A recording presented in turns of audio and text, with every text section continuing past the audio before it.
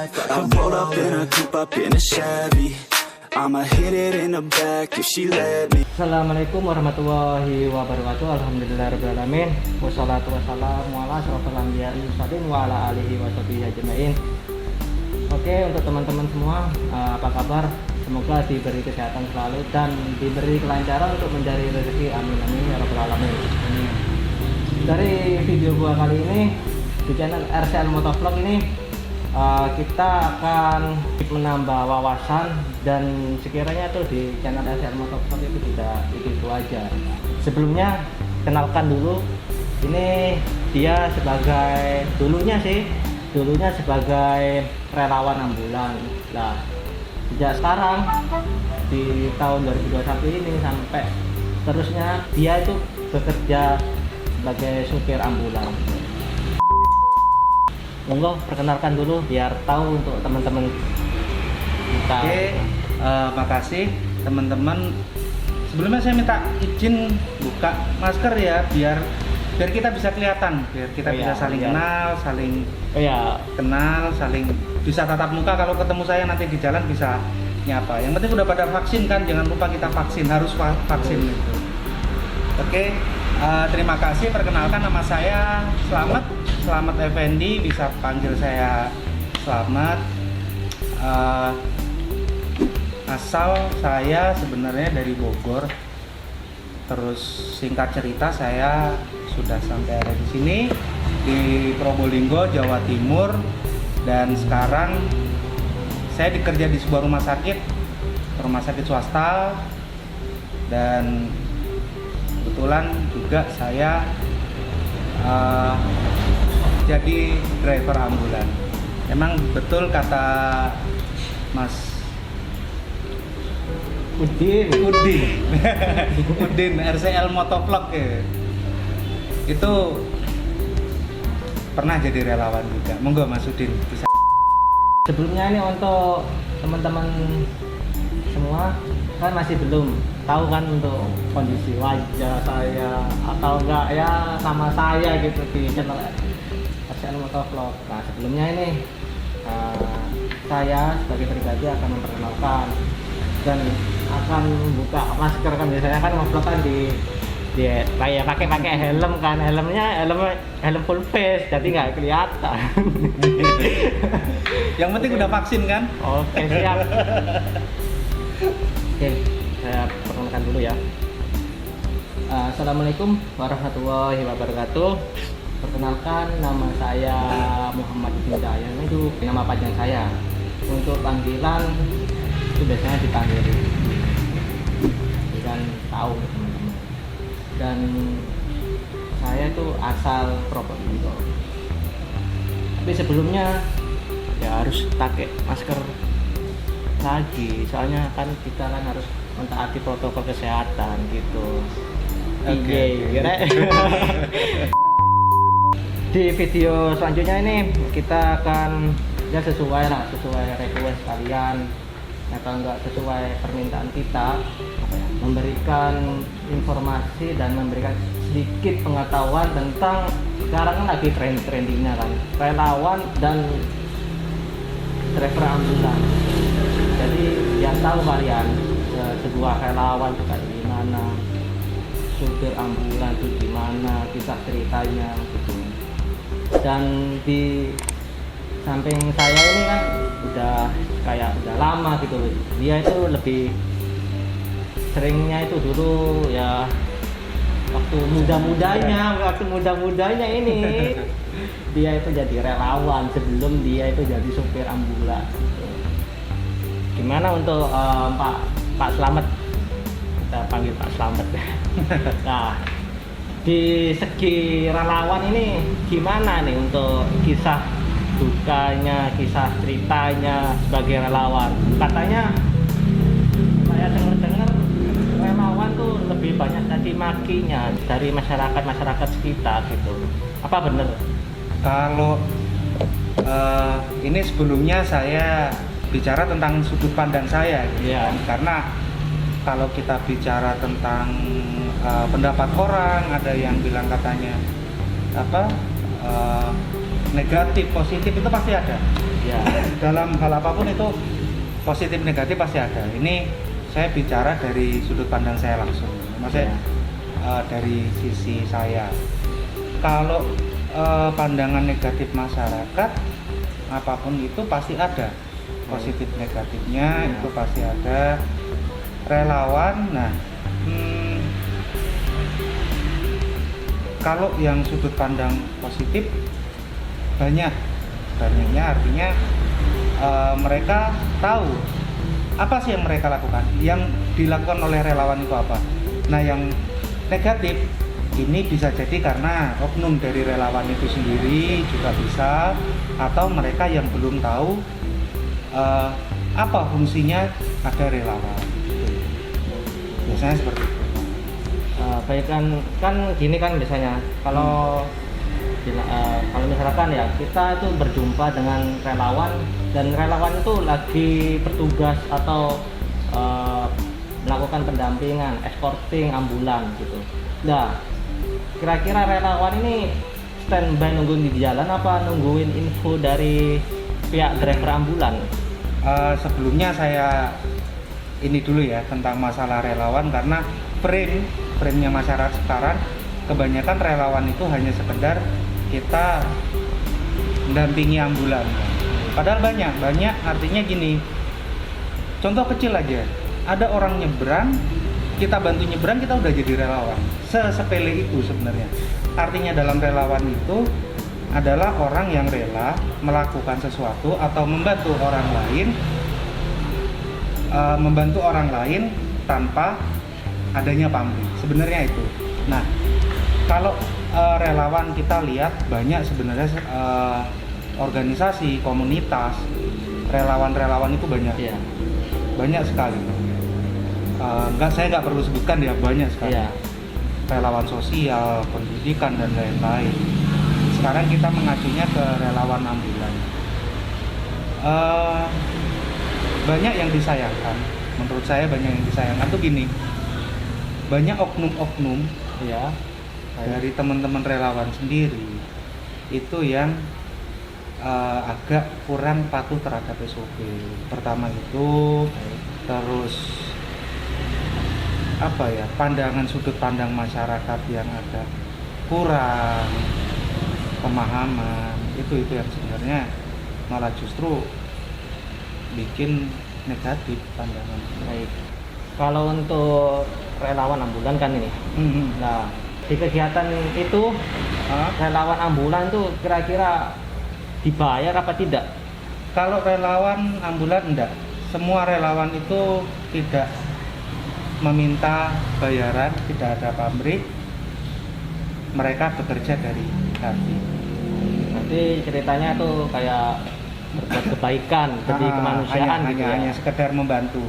Oh, gitu ya. Cuma saya mau meluruskan, kenapa sih banyak ini sebenarnya seru ini. Teman-teman pasti sering kan lihat yang escort yang seperti apa, bahkan ini sempat jadi viral gitu. Sayangnya gini, ini saya dari sudut pandang saya gitu kan. Sayangnya tren escort ambulan sekarang menjadi sebuah tren. Ya. Menjadi sebuah tren, bukan lagi membantu, malah menjadi tren kebut-kebutan.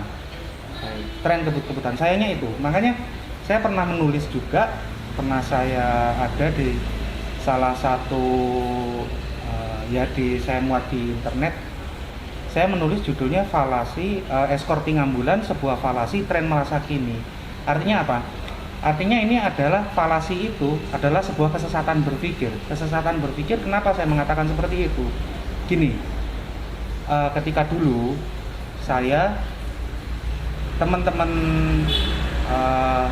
saya tidak perlu sebutkan organisasi saya dulu ya.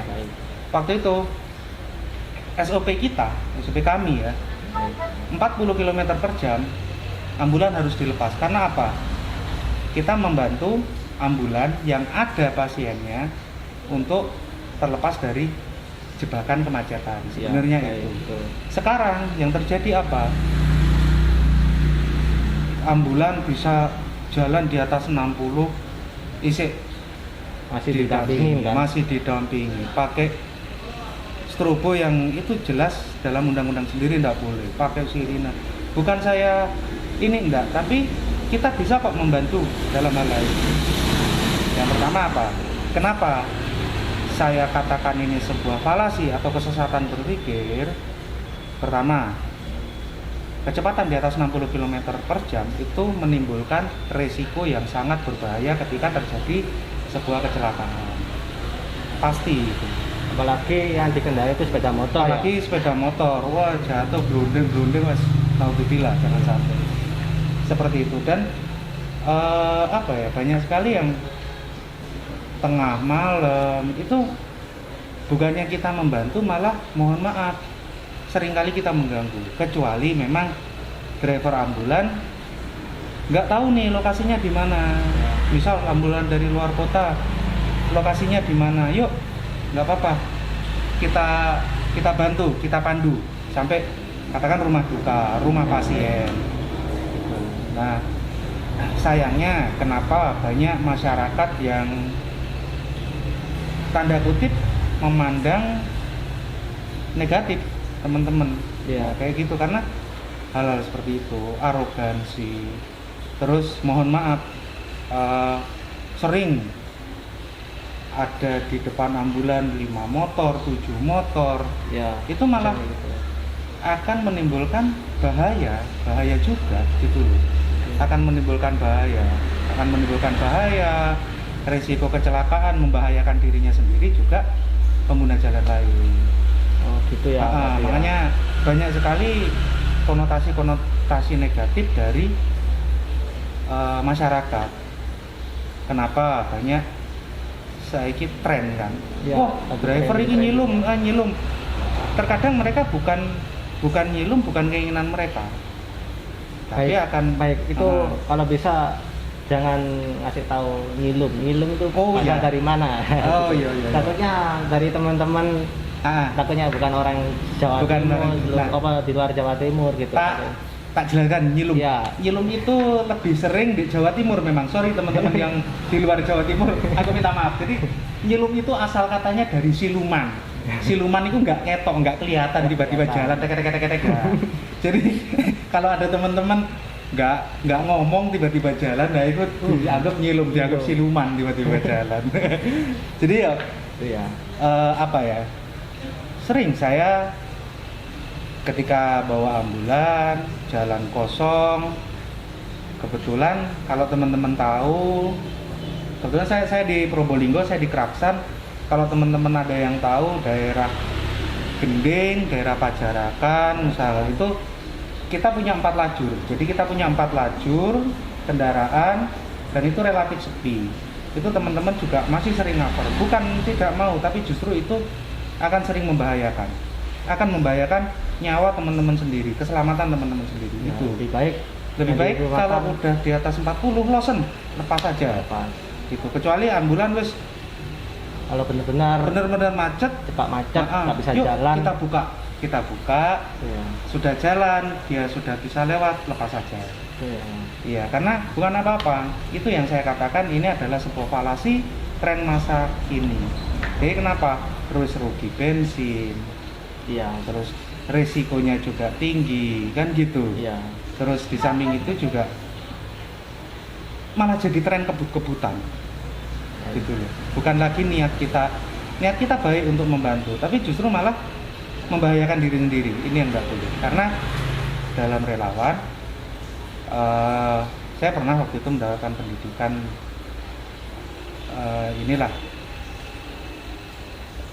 pendidikan dasar SAR waktu itu, waktu saya masih kuliah. Dasar SAR ada 3 prinsip yang harus dipegang. Pertama, aman diri, aman lingkungan, dan aman korban. Nah, kalau kita ngebut-ngebut di jalan itu jelas. Pertama sih kita sudah nggak aman diri. Ono sing nggak helman. Pernah saya beberapa kali itu di cover, tiba-tiba ada yang masuk di cover, dia nggak helman. Ya, saya pakai mic. Saya tegur mereka pakai mic dari dalam ambulan. Karena apa? Itu resiko buat mereka juga. Ketika terjadi apa? Itu sering kali, pernah lah saya beberapa kali. Itu waktu itu kondisi jalan tuh waktu macet. Enggak, Enggak ya? Enggak. Dan di jalan itu kira-kira yang dilewati itu jalan raya apa jalan kayak seperti pedesaan kecil? Jalan raya, jalur pantura. Nggak berani ya? Berani, nah itu. Dan saya nggak segan-segan untuk manggil apa ya. Saya sebut kendaraannya, saya sebut plat nomornya, ciri-cirinya. Contohnya, wis motor ini warna merah, platnya 1234. Iya. Masnya yang pakai baju hitam. Nah, Iya. saya nggak segan-segan untuk melakukan itu. Karena apa? Itu untuk keselamatan dia sendiri kok. Oh, baik. Dan banyaknya stigma masyarakat memandang rendah, bukan mandang rendah ya, mandang negatif, yo hal-hal seperti itu. Terus dari pihak kepolisian juga pasti geram karena ngelihat, wah ini malah digawe ajang kebut-kebutan ini gitu. Ya. Gitu. Baik, untuk Pak Slamet ini kan dulu kan pernah jadi ya, dan kira-kira formasi relawan ambulan kira-kira yang dibutuhkan yang bertugas tuh berapa orang? Kalau Ya, anggap kayak sedikit dan paling banyak berapa? maksimal 2 atau 3 itu sudah cukup, ya? Sudah cukup banget. Itu 2 itu ada di mana posisinya?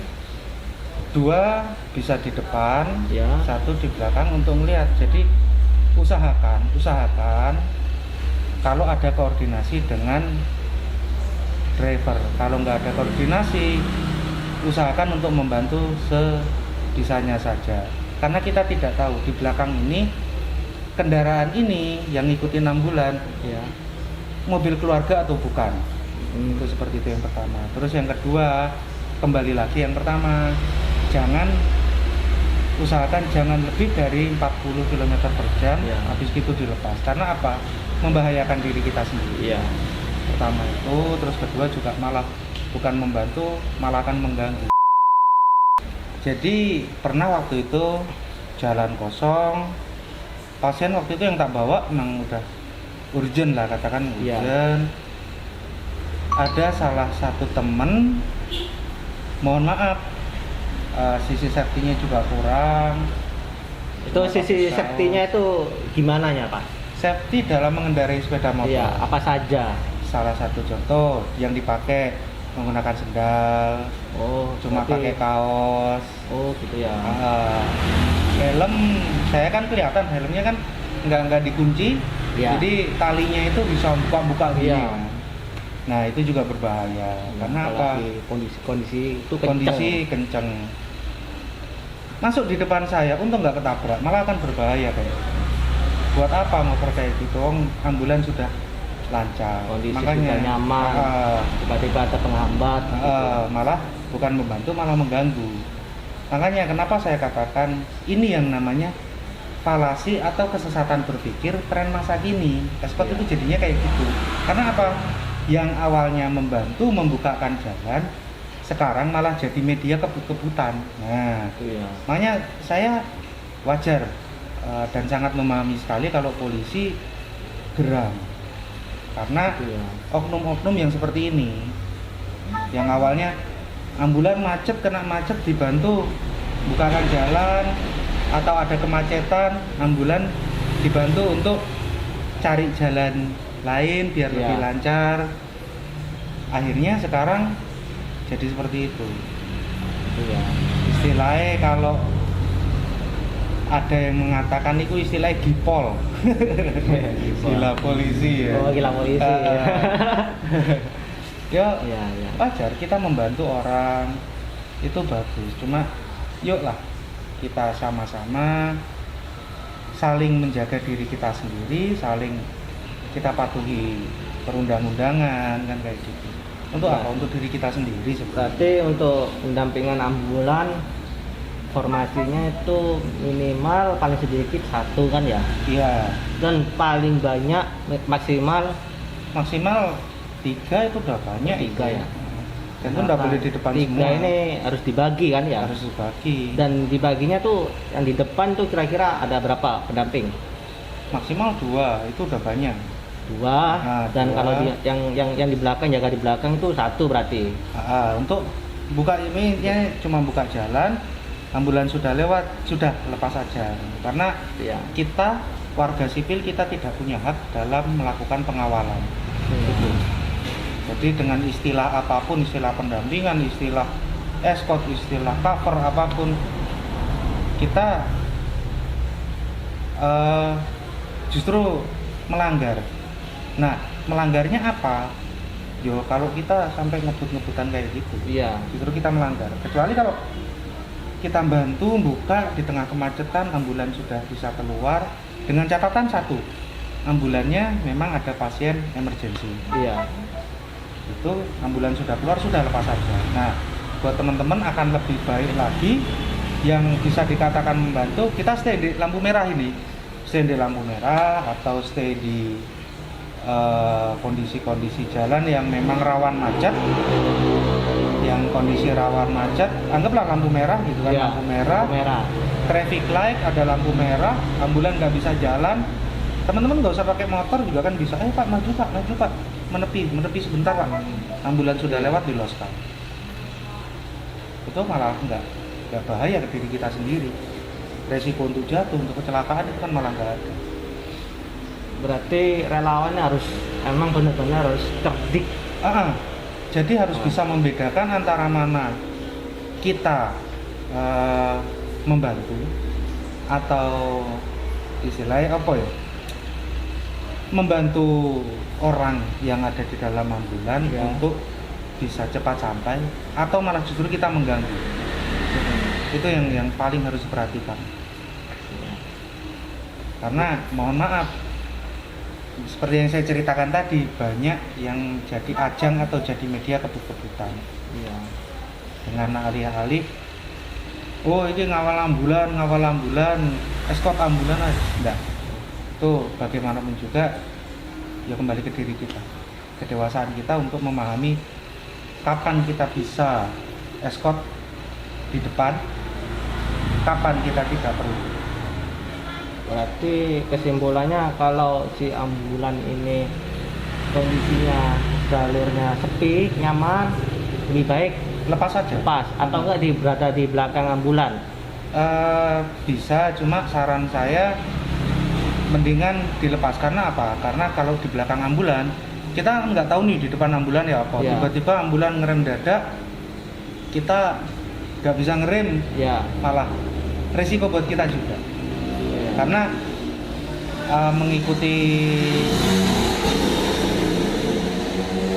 mengikuti ambulan dari belakang juga itu akan berbahaya juga. Atau enggak di paling belakang tapi agak jauhan dari ambulan dan memantau dari jauh. Sekiranya takutnya ambulan tuh terjebak macet, Terjebak ke depannya. macet. Itu boleh kan? Bisa aja, nggak apa-apa. Nggak apa-apa ya. Itu untuk sudut pandang saya pribadi ya. Mungkin kalau dari sisi penegak hukum, sisi kepolisian dan lain-lain, mungkin ada pandangan lain juga. Mungkin saya kurang paham seperti itu. Yang jelas jaga diri, keamanan diri. Jangan sampai jadi tren kebut-kebutan. Itu yang saya sayangkan itu sebenarnya. Yang sangat saya sayangkan tuh jadi tren kebut-kebutan. Dan jujur tadi pagi ada yang kayak gitu tuh ada. Oh, ada. Waktu tujuan mana ke mana ini? Tadi pagi saya ke salah satu RSUD di Kota Probolinggo.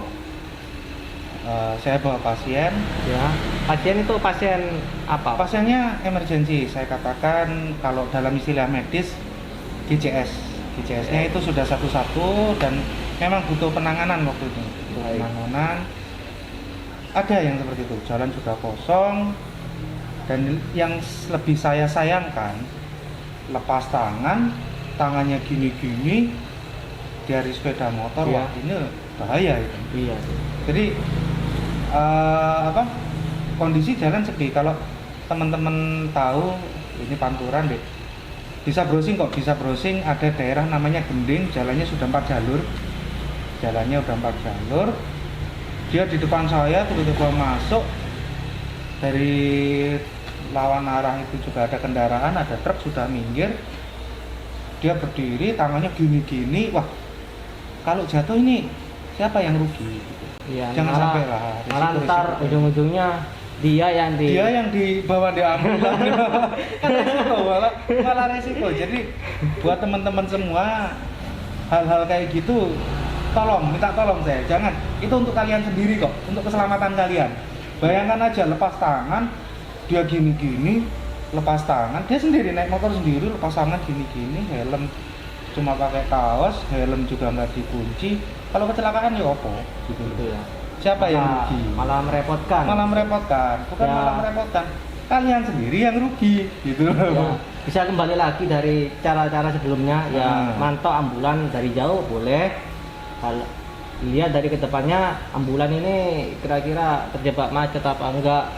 Misalkan kalau terjebak macet, kalian yang mantau dari jauh bisa merapat lagi, bisa bantu lagi gitu. Bisa bantu. Dan kalau saya dulu di komunitas saya, memang saya tekankan 40, maksimal 40 km per jam lepas. Berarti ketika 40 km per jam ya, mobil loh ya, untuk skala mobil itu sudah bisa berjalan lancar. Karena apa?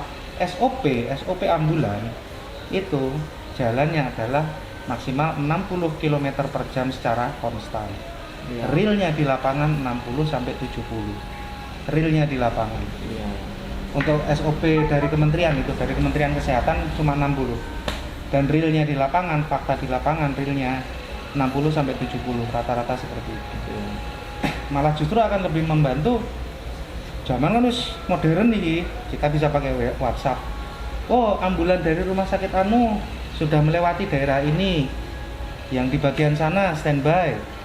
Dilihat ada titik kemacetan atau tidak. Nah, jadi malah akan lebih mudah dengan koordinasi kayak gitu daripada kita harus kebut-kebutan. Malah lebih seneng saya, teman-teman itu relawan. Saya mau rujuk ke sini. Entah nonton di rumah sakitnya, nanti kita ngopi bareng, kita silaturahmi, jalin persaudaraan. Atau kalau memang kita tidak tahu jalannya, yuk apa carane sekiranya mempermudah tanpa membahayakan diri sendiri. Kalau bisa, ini dari pertanyaan dari Mas Wisnu ya. Kan dia kan lagi pengen bikin pertanyaan. Kita malah ingin mencari pertanyaan, kira-kira ntar kami jawab sepemahaman kami gitu. Ini dari Mas Wisnu ya. Kalau bisa nih pas pendampingan sekalian konten, gimana sih relawan itu pendampingan ambulannya, etikanya gimana pas pendampingan dan lain-lain. Intinya jelasin semua dari A sampai Z biar masyarakat umum paham dan bisa mendapatkan wawasan yang baru. Gitu. Gimana pendampingan, gimana etikanya sekalian konten? Ya, bukan gini. Apa gimana? Pas pendampingan, etikanya seorang relawan ambulan waktu pendampingan itu gimana? Dan mohon dijelasin etikanya. Etikanya itu pertama sisi safety, ya. Perlengkapan kendaraan itu harus kayak yang saya ceritakan tadi, yang sampai gini-gini itu ya. Mohon maaf, lepas tangan gitu kan. Stop lampnya aja mati, lampu kotanya mati, lampu sennya juga mati, jadi ya sangat membahayakan sekali. Oke, kembali ke itu, etikanya seperti apa?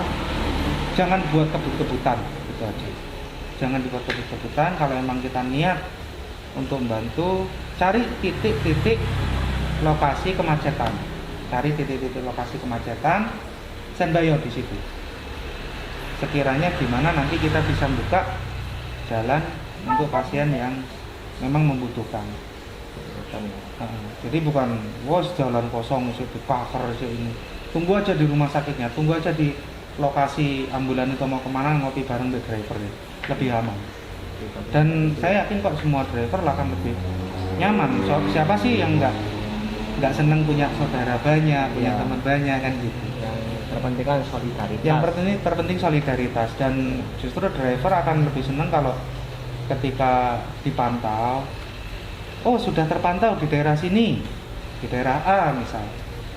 Karena kita hidupnya di jalan. Kami itu duduknya di jalan, kita nggak pernah tahu ada trouble. Tiba-tiba, ya jangan sampai terjadi.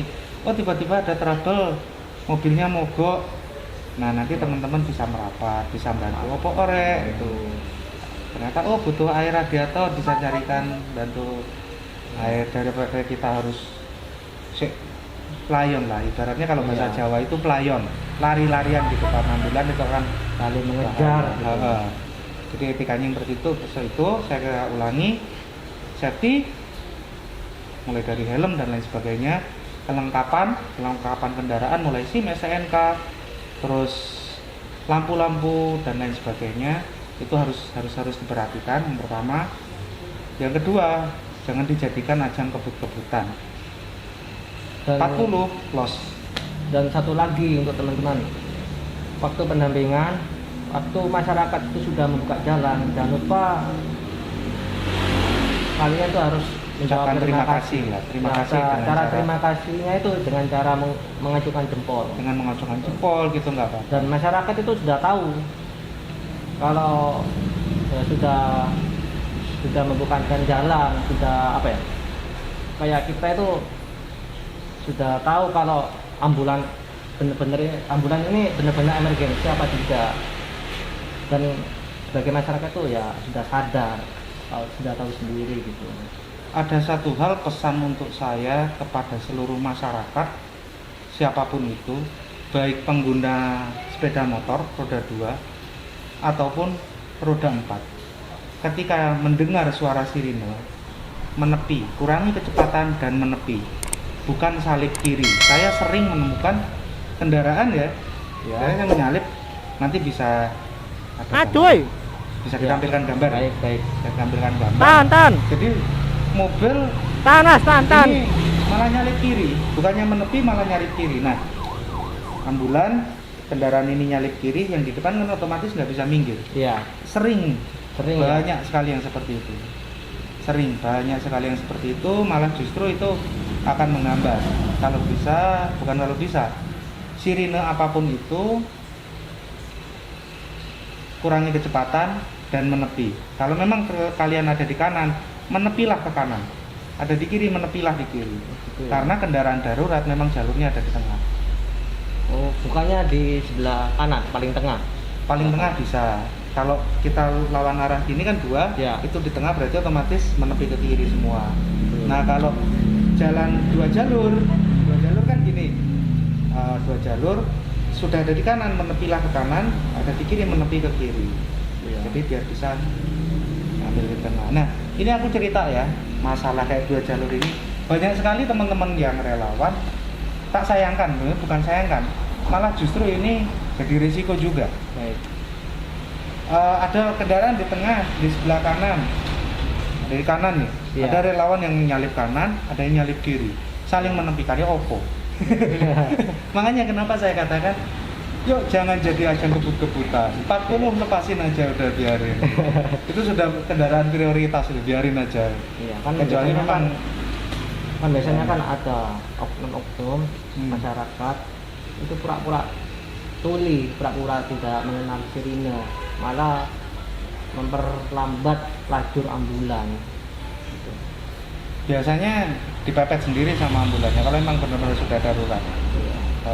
Bukan dipepet sampai kecelakaan, enggak, karena kita juga ada SOP sendiri, ada voice comment juga, istilahnya voice comment dari suara sirine, dari cara kita menegur itu juga.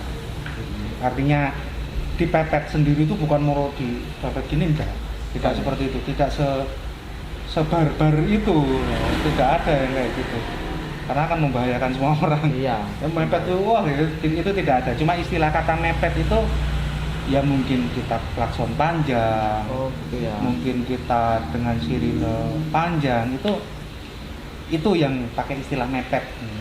Iya. Jadi bukan dipepet, kita tabrak gitu, enggak, bukan seperti itu. Dan saya garis bawahi. Dan untuk Pak Slamet sendiri menjadi atau enggak sering melakukan aktivitas kayak sebagai relawan ambulan atau enggak relawan ya punya relawan lah, sering membantu. Nah untuk Pak Slametnya sendiri nih menjadi relawan itu berapa tahun juga? Kalau bicara tentang itu sebenarnya bicara basic ya. Iya. Basic saya dari SMA, saya dari pencinta alam. Ya. SMA saya dari pencinta alam. Waktu kuliah juga saya sempat aktif di pencinta alam juga, dan ada salah satu organisasi dakwah waktu itu. Terus ketika sudah di sini, akhirnya saya juga ketemu teman-teman yang istilahnya dunianya dunia sosial, dunia kemanusiaan. Kalau bicara berapa tahun saya tidak bisa mengatakan, karena basic dari pencinta alam itu memang kita diajarkan untuk mohon maaf kalau di gunung gak ada orang lain, istilahnya gak ada orang lain kecuali teman kita sendiri. Jadi ya dari situ saya belajar hal-hal kayak bantu orang, ini itu banyak sekali. Jadi pernah juga beberapa kali hal-hal kayak evakuasi dulu banget, masih zaman HP yang ada kameranya itu belum ada. Jadi nggak ada dokumentasinya, Mang. Untuk evakuasi pernah, terus ya seperti itu, evakuasi. Jadi yang kita lakukan sebenarnya di pencinta alam, teman-teman pencinta alam lebih paham. Ada yang namanya contohnya high rope rescue. Jadi banyak orang jatuh di jurang, itu rescue-nya gimana, cara menolongnya. Dan secara otomatis biasanya teman-teman pencinta alam itu sudah ada dibekali BLS, Basic Life Support. Dan Basic Life Support itu juga salah satu keharusan, kewajiban kalau kita mau bawa ambulan. Jadi dari situ, kalau basic berapa tahun saya jadi relawan, saya tidak bisa mengatakan. Artinya aku iso ngewangi atau saya bisa membantu, ya tak bantu. Enggak, ya enggak. Jadi seperti itu.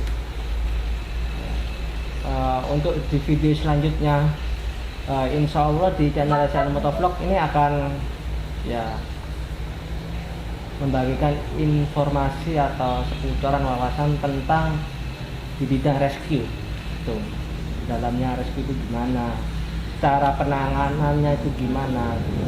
Di video selanjutnya kayak gitu. Barangkali untuk teman-teman yang masih kurang berpendapat atau enggak masih mau membuat persoalan, ya monggo langsung tulis di kolom komentar. Ntar kami jawab satu-satu untuk komentar-komentar kalian gitu. Kayak kalau mau ngasih saran ya monggo, malah nggak apa. Jadi untuk masyarakat atau enggak untuk teman-teman kan malah bertambah untuk wawasan gitu. Soalnya ini kayak istilahnya kayak perwakilan dari semua se-Indonesia, relawan ambulan atau enggak relawan dan driver ambulan gitu. Ya barangkali untuk teman-teman lagi mau sharing ya langsung tulis di kolom komentar gitu ya guys ya. Nah itu untuk seputaran kisah cerita seorang relawan ambulan dan sopir ambulan ya. Nah itu untuk ceritanya, untuk kisah ceritanya. Kalau untuk kisah dukanya seorang relawan ambulan itu kayak gimana Pak? Mau bisa sampean ceritakan? Kisah duka, dia bersedih. Enggak, kan biasanya kan saya kan lihat di sosial media nih. Lah, seorang relawan escorting ambulan atau enggak supir ambulan, waktu itu keadaan itu macet, padat. Nah pas pasiennya di bawah ini tiba-tiba ya kayak istilahnya lah meninggal di tempat atau enggak melahirkan di tempat gitu. Itu apa benar kisah dukanya seorang relawan ambulan dan sopir ambulan? Bisa sampai ceritakan? Saya bicara dari dua sudut ya, istilahnya hal-hal kayak gitu itu di luar kuasa kita. Ya. Jadi kewajiban kita sebagai manusia saling menolong Ya. antar sesama umat manusia tanpa melihat golongan apapun dia, agama apapun, ras, tidak ada peduli itu. Dia seorang manusia, kita tolong. Nah, saya pribadi juga pernah merasakan hal-hal. Mohon maaf, ada yang sampai tidak tertolong. Iya. Itu juga pernah. Dan kita semua pasrah. Artinya kita hanya bisa berusaha, kita tidak bisa menentukan. Memang gimana ya rasanya tiba-tiba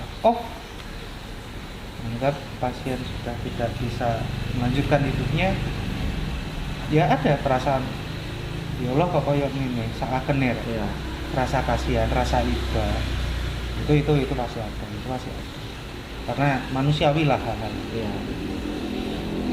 bisa Ya. dukanya. Jadi terus kisah dukanya seperti itu, atau kadang kita bawa pasien sudah sampai tujuan, ternyata di rumah sakit tujuan tidak bisa tertolong, tidak bisa terselamatkan. Itu di luar kemampuan kita. Jadi berusahalah semaksimal mungkin. Jadi berusahalah semaksimal mungkin. Ya. Yang penting kita kan sudah melakukan, sudah bertindak. Makanya kadang hal-hal kayak gitu yang buat saya kadang miris itu apa? Jalan sudah kosong, teman-teman isi mau ngoper, lepasin aja sudah. Kadang malah agak kikuk, agak susah. Jadi pesan saya dan yang saya katakan misalnya, saya pernah dapat suatu quote yang mengatakan begini, to be rather than seems to be. Jadilah, jangan seperti menjadi. Kalau kamu jadi relawan, jadilah relawan, jangan menjadi seperti relawan. Kalau kamu jadi driver ambulan, jadilah kamu driver ambulan, jangan seperti driver ambulan. Jadi maksudnya paham ya? Jadi paham. tak jelasin teman-teman. Contohnya gini, kalau jadi driver ambulan, ya jadilah driver ambulan sing yang bener. Jadilah, jangan seperti menjadi. Kalau seperti menjadi itu dalam bahasa Jawanya itu arogan gitu. Bukan, apa ya? Seolah-olah. Sok-sok ibaratnya kayak, jadi gini, kalau jadi driver ambulan, ya ada beberapa yang harus kita penuhi, baik dari pelatihan BLS misalnya, pelatihan basic life support seperti itu, terus teknik mengemudi yang baik, defensive driving itu juga penting. Kalau memang jadi driver ambulan, ya harus menguasai itu.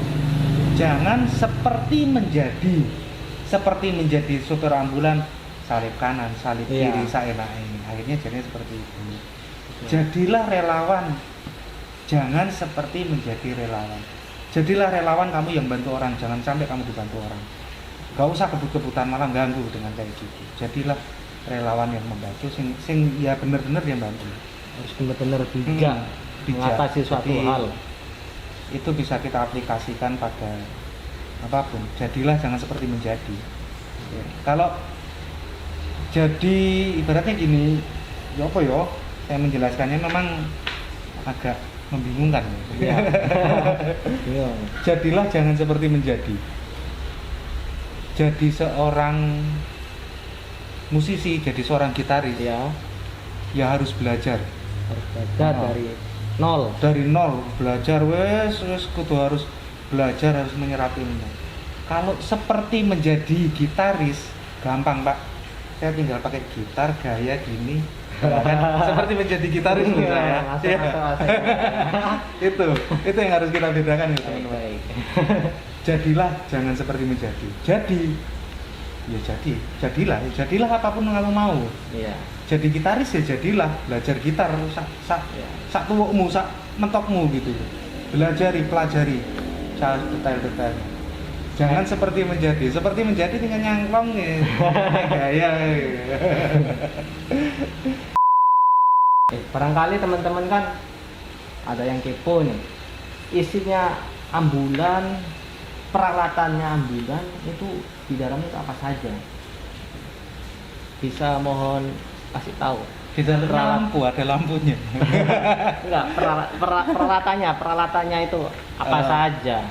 Tak jelasin dulu. Ambulan itu sebenarnya bisa dibagi menjadi 3 sebenarnya. Ya, secara umum ya, secara Ya. umum itu 3. Yang pertama emergensi, kedua transport, ketiga jenazah. Ya. Jenazah. Kalau jenazah biasanya cuma kosong. Iya, jenazah. Terus mobil di dalamnya ada kursi, biasanya keranda atau apa yang buat jenazah. Transport itu hampir mirip dengan emergensi tapi tidak sebanyak peralatannya seperti emergensi. Jadi untuk tandu untuk pasien, oksigen biasanya itu ada, Ya. dan alat bantu sederhana. Transport, jadi cuma transport pasien aja, tapi tetap pakai tandu. Terus ketiga emergensi itu ada macam-macam, ada namanya suction. Nanti abis ini mungkin Mas RCL Motovlog ini tak ajak main-main di dalamnya ambulan. Ada yang namanya suction, ada namanya monitor pasien, ada macam-macam. Macam-macam ya. Juga ada lagi biasanya istilahnya DC shock, terus macam-macam banyak ya. itu wastafel Istilahnya lengkap gitu ya. alat bantu hidup dasar lah Buat mengantisipasi. Juga ada lagi sekarang istilahnya ambulan NETS, neonatal emergency transportation service. Jadi di dalam ambulan itu ada inkubator itu bentuknya kotak Ya. buat bayi yang biasanya berat lahirnya rendah atau prematur Atau enggak bayi baru lahir gitu ya. Bisa, tapi bayi baru lahir biasanya kalau normal itu sudah kuat, tapi kan nggak mesti harus pakai ambulan kan, kemana kalau pakai ambulan, kecuali Ya sih, ya juga sih. butuh pertolongan. Enggak, takutnya kan dari kembali lagi dari awal, takutnya si pasien ini brojol atau nggak mengeluarkan bayi itu di jalan. Ya, Itu ya. gimana itu Pak? Itu salah satunya ya bisa dengan ambulan yang magnet itu. Jadi di dalamnya sudah ada inkubator. Nanti bayi yang lahir bisa dimasukkan situ, kita bersihkan, tenaga medisnya, terus merawat ibu yang melahirkan itu. Dan Iya. untuk melahirkan sebenarnya penanganannya juga beda ya, antara lahir normal sama harus operasi sesar kan gitu. Iya. Memang diusahakan sebisa mungkin dan harus melahirkan di fasilitas kesehatan sebenarnya, baik di rumah sakit ataupun klinik ibu dan anak. Dan alhamdulillah jarang sekali, saya belum pernah menemukan selama 4 tahun ini, saya belum pernah menemukan untuk wilayah sini ya, saya belum pernah menemukan ada kasus ibu melahirkan di dalam ambulan. Alhamdulillah saya belum pernah menemukan, entah ada atau saya tidak tahu, juga saya nggak paham. Tapi saya belum pernah menemukan kasus itu selama 4 tahun terakhir di daerah Probolinggo sini. Baik, barangkali kalian atau enggak teman-teman yang kerjanya sebagai profesi sopir ambulan dan pernah mengalami begitu, ya silahkan komentar dan silahkan cerita gimana cara mengatasi itu, gimana gitu. Deg-degannya. Jadi kan biar tahu gitu teman-teman. Jadi Jadi harus tahu resikonya sebagai supir ambulan, gimana, harus berani menghadapi situasi itu harus gimana. Karena melahirkan anak itu sama kayak cinta Loh serius ini. Gimana nih cinta-cintanya kayak gimana ini? Ada sebuah quote yang saya pernah dengar, cinta bisa datang, cinta bisa pergi, cinta juga bisa memilih. Tapi satu yang cinta nggak bisa lakuin. Apa? Cinta nggak bisa menunggu. Bisa aja nih makanya kalau jatuh cinta ketemu cewek lu langsung nyatain, lu tembak daripada kena salib kiri, nangis. Nggak bisa nunggu bro. Nah, kayak orang lahiran. Jadi gini, mobil ambulan nggak bisa bersih sendiri kan kalau tanpa perawatan lah.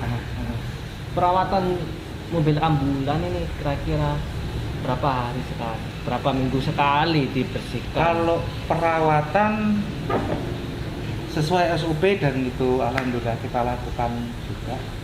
Kalau perawatan pembersihan ya, kalau perawatan kan ganti oli, ganti ban itu kan perawatan ya sesuai prosedur mobil lah. Jadi berapa kilometer kita ganti oli, ban sudah sampai DWI kita ganti, itu perawatan ya.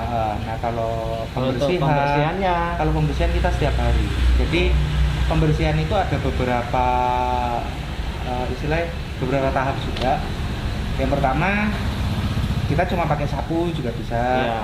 Yang kedua kita pakai ada namanya klorin. Klorin itu apa? Klorin itu untuk pembunuh kuman.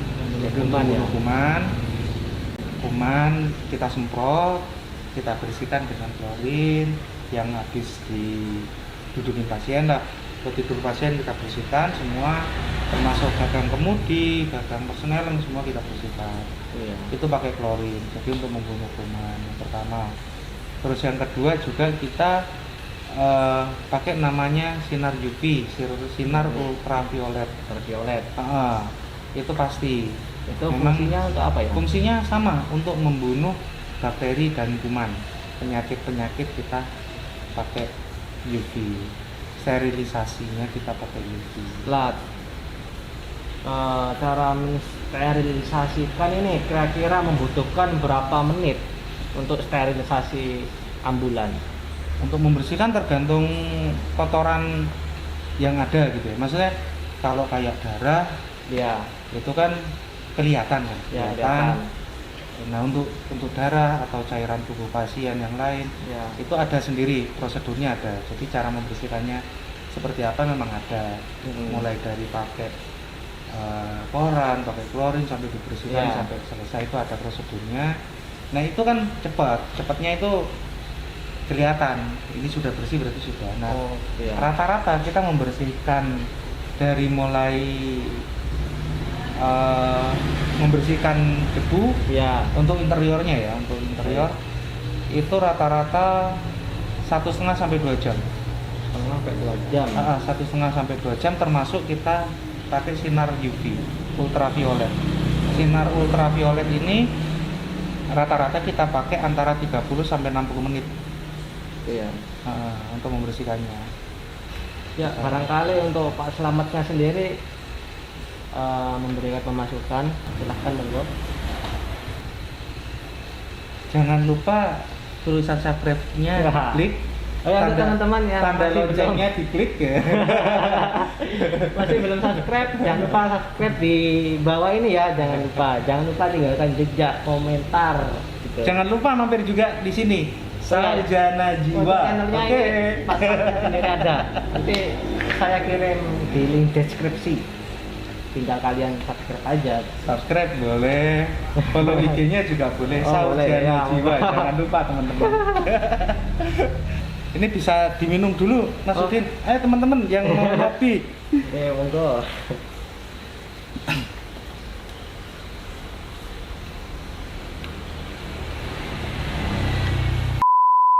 Jadi sebagai relawan itu kan harus misalkan dari luar kota atau nggak luar provinsi ada kiriman tujuan ke kota kita sendiri, ini harus benar-benar ini dan jelas lah. Gimana sih cara mengetahui informasi murni dan jelas? Gimana untuk mendapatkan atau mengetahui informasi kayak gitu untuk si Pak Slamet yang dulu sebagai seorang relawan ambulan? Info ya dari sumber yang terpercaya. Yang pertama biasanya tuh gini, rekan-rekan driver rata-rata biasanya akan menginfokan, akan menginfokan ke arah mana, dan biasanya kalau driver itu akan menginfokan dia akan mau kemana, ke lokasi A misalkan, dia akan menginfokan. Nah kita kalau driver sendiri yang mengirimkan, biasanya tujuannya mana dia akan menginfokan, berarti sudah jelas memang si driver sendiri yang membagikan informasi, nanti bisa kita pantau. Nah kalau rata-rata kebanyakan juga ini sering kali terjadi memberikan info teman-teman ke seperti lintas komunitas, terus semua grup yang ada di HP itu dibagi semua, asal nge-share info gelombang 1 langsung di-share, itu justru malah membuat miskomunikasi nanti.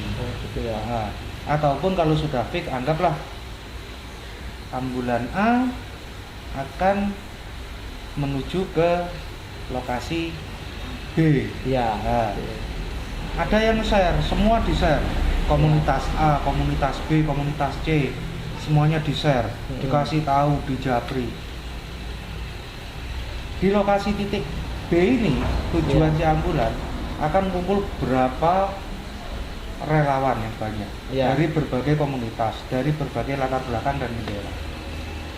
Seringkali justru malah itu menjadikan gap atau gesekan atau apapun itu antar komunitas, bukan lagi malah jadi enak. Seringkali hal-hal seperti itu. Seringkali yang dialami oleh relawan. Seringkali. Jadi yang dari pengalaman saya sendiri ya, maksudnya saya menceritakan ini dari sudut pandang saya, pengalaman saya. Ada teman yang asal nge-share, belum fix, belum apa, sudah di-share, infonya sudah sampai mana-mana. Akhirnya apa? Banyak relawan yang standby di titik kemacetan. Tapi ternyata saya nggak jadi berangkat. Sering, saya pernah beberapa kali merasakan hal itu gitu kan. Justru teman-teman, aku kasihan sama teman-teman yang sudah standby, sudah meluangkan waktunya. Dan teman-teman juga ada yang menghubungi saya, malah saya jadi nggak enak. Kan gitu. Jadi ya jangan asal nge-share, dipastikan dulu info ini bener enggak, satu. Terus kalau bisa jangan langsung japri driver dengan WA khususnya, karena nggak mungkin kita pegang setir sambil WA-an gini kan, nggak mungkin. Malah bahaya. Terus kalau sudah di-share di salah satu komunitas misal, cukup di situ aja. Jadi misal Mas Udin dari RCL ini komunitas A misalnya, ya sudah di komunitasnya Mas Udin saja. Misal ada ambulan dari sini mau keluar kota, cari salah satu komunitas yang memang Mas Udin kenal, komunitas relawan. Bro, ini ada ambulan mau kesini, tolong pantauannya. Nah, kalau di-share ke semua komunitas ya ambiar, Pak. Ambiarnya apa? Yaitu kembali lagi ke topik yang pertama, pandangan masyarakat yang jadi negatif, risiko kecelakaan meningkat. Itu kembali ke situ. Terus dari kepolisian juga ya pasti geram lah, ini malah jadi ajang kebut-kebutan gitu. Itu cara mengantisipasi hal kejadian kayak gitu ya. Baik. Tanyakan dari info ini. Jadi yang nge-share biasanya kita dapat nih di grup. Kan kita tahu yang nge-share siapa, namanya si A. Tanyakan, ini bener gak Iya. Kamu sudah nge-share kemana aja? Dipikan dulu. Dan itu harus menunggu kan ya, harus menunggu dan harus yang pasti berarti ya intinya ya. Harus yang pasti, dan misalkan si driver ini masih belum tahu membalas, masih membalas pembalasan chattingnya kita nih, kita itu harus menunggu ya, harus bersabar. Dan kalau memang benar-benar sudah dibalas dan fix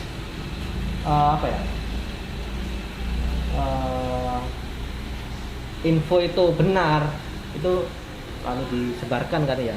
Iya, dilanjutkan, diteruskan ke rekan-rekan kita. Iya. Kalau bisa jangan lintas komunitas. Maksud saya bukan lintas komunitas tuh gini. Jangan di salah satu kota ada beberapa komunitas. Di salah satu kota, anggap kota A, dia punya 5 komunitas. Ada 5 komunitas misal. Iya. 5 komunitas ini dikasih kabar semua. Jangan seperti itu. Pilih salah satu. Karena apa? Khawatir malah nanti jadi gap antar anggota 5 komunitas ini. Itu yang lebih membahayakan. Justru malah tidak bersinergi, malah gak enak-enakan nantinya. Iya. Terus ya kalau driver di Japri di WA 99% gak mungkin bales karena fokus di kemudi. Ya. Kalau misalkan si pengendara ini atau enggak si sopir ambulan ini emang bawa jenazah, ya kalau misalkan dia nggak sempet masih belum bales chatan dari kita, paling mungkin dia itu lagi ngeres gitu ya. Terus tanyakan dulu kalau misal Mas Udin sebagai orang yang pertama lah katakan ketemu drivernya langsung atau seperti apa, tanyakan dulu, Pak ini tak share ya, oh nggak usah wes, ya sudah, kita juga nggak berhak nge-share, atau ya wes nggak apa-apa, silakan di-share ke teman-teman ya boleh silakan di-share. Jadi yang paham lalu lintas, katakan yang ngerti mau dibawa seperti apa itu kan drivernya. Tanyakan dulu, jangan asal nge-share. Itu ya Pak. Kita harus bijak dulu, tanyakan dulu. Mas Udin ini dapat infonya dari siapa? Dari si A, tanyakan sama si A. Bro, ini sudah A1 belum? Drivernya mau di-share apa enggak? Biasanya driver sudah share log ke beberapa orang atau beberapa komunitas. Baik. Oh ya, untuk seragam yang Pak Slamet pakai ini kok ada kesan-kesan yang menonjolkan atau enggak kesimpulan yang sampai pakai itu kan biasanya kan di setiap logo itu kan ada maknanya kan. Dan di logo badge-nya sebelah kiri Pak Slamet ini kan logo-logo kayak gitu kan pernah dan sering kita jumpain di pinggir jalan, kayak istilahnya di apotek, di ambulan gitu. Itu apa nama simbolnya dan apa kegunaan simbol itu? Kalau logo, saya cerita logo ya. Ya. Logo itu dari bahasa Yunani namanya logos. Oh, logos. Artinya makna. Jadi logo, iki makna. Dalam bahasa Indonesia itu makna. Setiap logo pasti mengandung makna. Nah, kalau ini sih, ini Indonesia, kita tinggal di Indonesia. Kalau ini logo paguyuban driver ambulan se-Jawa Timur. Oh, berarti khusus di daerah Jawa Timur untuk paguyuban masuk provinsi Jawa Timur kan. Jawa Timur. Dan kalau yang satunya itu kok kalau ini namanya Star of Life. Star of Life ini ada dua logo. Bintang 6 ini namanya Star of Life atau bintang kehidupan. Yang tongkat sama ular, melilit ular itu namanya Asklepios.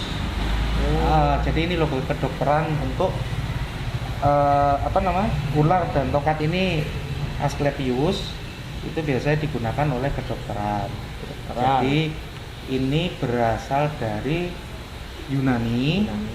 Asklepios itu adalah dewa dewa penolong, dewa penolong yang dewa penolong dianggap menurut mitologi Yunani. Asklepios itu adalah dewa penolong. Terus ini adalah ada tongkatnya, ada ular, macam-macam, ada yang ular 2. Jadi intinya itu dari dewa penolong, tongkat penolong, Asklepios. Nah, kalau untuk yang 6 ini, Star of Life, itu pada sejarahnya yang menggunakan atau yang mengelola logo ini itu sebenarnya adalah DOT, Department of Transportation dari Amerika. Atau istilahnya kalau di kita itu Menteri Perhubungan khususnya. Kalau di sana kan apa ya?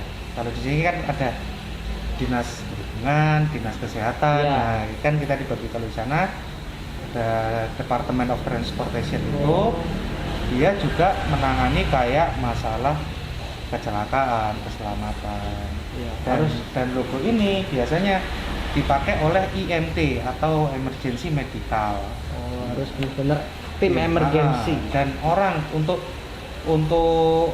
penggunaan logo ini sebenarnya ya, itu digunakan oleh orang-orang yang sudah cakap atau sudah memiliki pelatihan di bidang medis. Makanya jujur saya jadi inget ini, pas serius saya jadi inget waktu Mas Udin ngomong masalah logo ini. Saya sering banget teman-teman, logo ini jadi murah, tanda kutip jadi murah. Gimananya kok bisa jadi murah? Jadi murah, ini mohon maaf, sekali lagi saya mohon maaf teman-teman, saya tidak menyudutkan suatu organisasi yang pakai, suatu komunitas yang pakai, enggak, cuma maknanya gitu loh. Jadi saring lagi lah, jangan ketok keren, kelihatan keren kita pakai, jangan seperti itu. Baik, jadi kelihatan murah itu di mana-mana stiker ada logonya ini teman-teman. Nah, sedangkan yang berhak menggunakan logo ini adalah orang-orang yang cakap di bidang medis atau minimal setidaknya pernah melakukan pelatihan di bidang gawat darurat lah, seperti itu. Gitu ya. Nah, karena banyak ya jujur pengen ketawa dia takut dosa, nggak ketawa dia lucu. Ada logo kayak gini dikasih gambar macem-macem, kasih takutnya kan di jalan gitu. Kita yang disuruh, pas kita yang nggak tahu gitu takutnya kayak gitu kepepet. Jadi gitu ya. Bahkan ada guyonan kayak gini, kenapa nggak pakai lambang yang lain? Iya sih, sih. Ini kalau mohon maaf, bukan saya Sarah atau tidak, mohon maaf. Apa bedanya ketika kita orang Indonesia pakai logonya Amerika, ya kan? Asal ditempel pakai logonya Amerika tanpa kita tahu itu logonya negara Amerika. Yang penting kita keren. Atau orang Jepang pakai Garuda Indonesia asal tempel, ya kan? Tanpa mereka tahu itu maknanya itu logo apa, kan dia lucu gitu loh. Jadi untuk teman-teman guys, hal-hal kayak gitu dipelajari dulu. Bukan cuma kelihatan keren, tapi setiap logo itu ada namanya. Kayak palang merah. Nah, aku mumpung ingat palang merah kan, palang merah itu memang tidak boleh digunakan di sembarangan. Nggak boleh pakai sembarangan. Di Konvensi Jenewa itu ada 4 selain Red Cross, selain tanda plus warna merah. Tanda plus merah. Dan 4, salah satunya ya Red Cross itu bulan sabit merah. Makanya teman-teman jangan kaget kalau ada ambulan logonya itu bulan sabit merah. Nah, itu yang menggunakan salah satunya kayak Malaysia itu menggunakan logo bulan sabit merah. Terus ada lagi kayak bentuknya itu wajik, kalau orang Jawa bilang itu wajik segi 4, tapi posisinya itu berdiri kan ya? Berdiri mungkin nanti bisa ditampilkan sama Mas Udin. Baik. Nah, ini yang menggunakan ini itu salah satunya adalah itu cuma ada satu negara, Israel. Nah, dan ketentuan kalau perang logo-logo ini nggak boleh dibom, nggak boleh ditembak karena ini tim medis. Gitu ya. Kalau untuk logo palang merah sendiri di Indonesia sudah ada ketentuannya, itu hanya digunakan oleh TNI. Gitu ya. Nah, karena sudah ada ketentuannya sendiri. Nah, buat teman-teman yang relawan, teman-teman komunitas, yuklah kita buka lagi. Yuk kita belajar dulu, jangan asal tempel. Nah, kita kelihatannya keren. Iya sih keren. Iya, keren kan ada apa namanya? Ada Asklepios, Iya. ada gambar ular pakai tongkat. Bintangnya ada 6, kelihatannya keren. Mananya apa? Gitu. Jadi apa ya? Learning before you doing. Pelajari sih sebelum kamu melakukan. Gitu. And doing. Pokoknya pelajari dhisik gitu loh, Nah, sebelum iya. kamu lakukan. Iya. Pelajari dulu, pahami dulu. Ya setidaknya learning by doing juga nggak masalah. Belajar sambil melakukan. Jadi lakukan tapi pelajari, jangan asal tempel. Kenapa kaca ambulan, kaca depan lebih, kaca mobil, kaca depan lebih besar daripada kaca spion? Iya. Iya. Karena kita harus melihat ke depan, masa depan. Ya, gitu. Kaca spion itu cuma untuk melihat masa lalu kan. Nah, tapi penting loh, tapi penting serius. Kita melihat masa lalu itu penting. Cuma untuk apa? Artinya untuk kita nyalip, Iya. untuk kita mau parkir. Itu penting lihat masa lalu. Artinya apa? Kalau lu mau merit, lu mau parkir, lu lihat spion, lu lihat masa lalu lu lihat juga masa lalu pasangan hidup lu bisa nerima ya lu terima. Kan gitu. Kagak bisa udah lu tinggalin. Lihat kaca spion, ini mobil masuk kagak? Kalau masuk ya lu terusin. Nah, sama lihat masa lalu diri lo sama masa lalu pasangan lo, kalau masuk ya lu terusin, kalau kagak lu maju lagi, tinggal bro. Cuma gini, ada perbedaan. Sering keliru teman-teman, apa sih strobonya, lampu kelap-kelip tuh, Iya. warna merah sama warna biru kan, Iya. gitu kan. Nah, kalau polisi itu warna biru, Iya. kalau ambulan itu warna merah. Iya. Entah kenapa hatiku selalu bergairah. Enggak, ambulan warna merah, polisi warna biru. Entah kenapa hatiku bergairah setiap aku melihatmu kan. Iya. Baik, untuk teman-teman yang merasa barangkali sudah puas untuk kita sendiri, ya saya sebagai perwakilan dari channel RCL Motovlog mengucapkan terima kasih. Dan barangkali kalau kalian yang masih belum puas, ya silahkan tinggal komentar di bawah ini. Barangkali untuk Pak Slamet kurang atau masih menambah wawasan, monggo. Udah cukup dari saya pribadi. Semua komentar-komentar yang tadi sudah saya jabarkan. Jika ada kurangnya saya mohon maaf, karena manusia tidak luput dari salah dan dosa. Maklum, al-insan makanul khata' wa nisyan. Ya. Manusia itu tempatnya salah dan lupa. Jika ada lebihnya, segala kesempurnaan milik Allah bisa diambil. Untuk teman-teman, kita sharing aja. Kita sharing, apabila ada yang tersinggung, ada kurangnya, saya secara pribadi saya mohon maaf yang sebesar-besarnya, itu aja. Baik, terima kasih untuk sudah meluangkan waktu untuk mengisi wawancara. Sama-sama. Satu hal, jangan jadikan hubunganmu dengan Tuhan itu seperti hubunganmu dengan ambulan. Kamu menelponnya, kamu menghubunginya saat darurat saja. Baik, tiap channel RCL Motovlog atau di konten itu kita membagikan sedikit hadiah sebagai hadiah terima kasih. Gitu. Ini mohon diterima ya Pak. Terima kasih. Nah, itu bisa dibuat hiasan di rumah gitu. Di zoom. Nah, Gitu. satu lagi. Di zoom. Nah, di zoom. Nah, follow guys. Jangan lupa ini guys. Sarjana jiwa guys. Nah, ini ya. Tulis jangan lupa kemudian. subscribe channelnya dari Pak Slamet Sarjana Jiwa ya.